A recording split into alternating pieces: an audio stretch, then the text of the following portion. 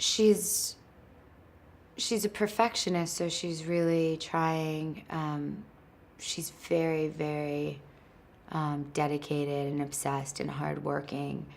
But as you know, as Vincent Cassel's character Leroy always tells her, it's not letting her be free enough or sensual enough, and she certainly doesn't have her own voice with her dancing. So that's something that sort of progressively changes as she finds herself more.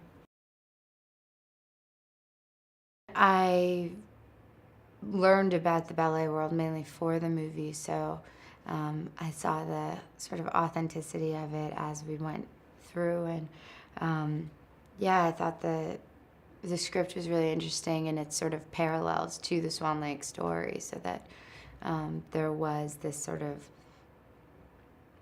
central character who's created by someone else, and sort of to break free of that spell, she has to make a decision that is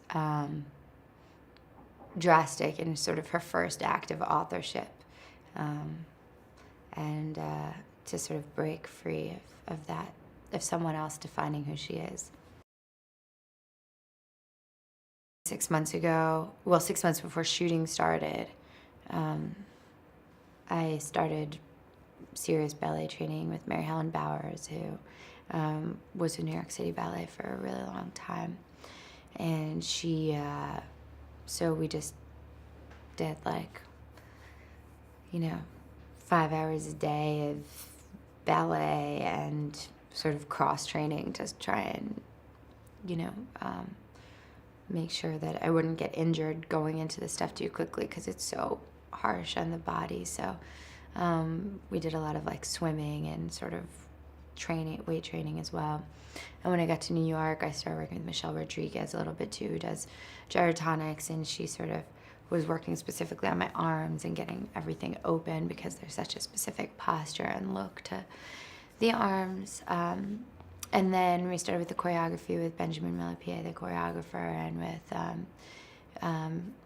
some great ballet mistresses who were coaching. Lily is wilder than Nina,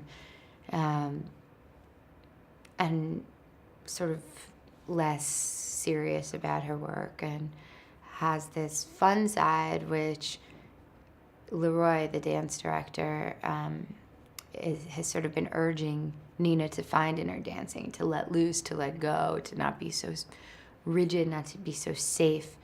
And so she decides that it might be a good idea for her to try, being a little wilder, going out one night with Lily.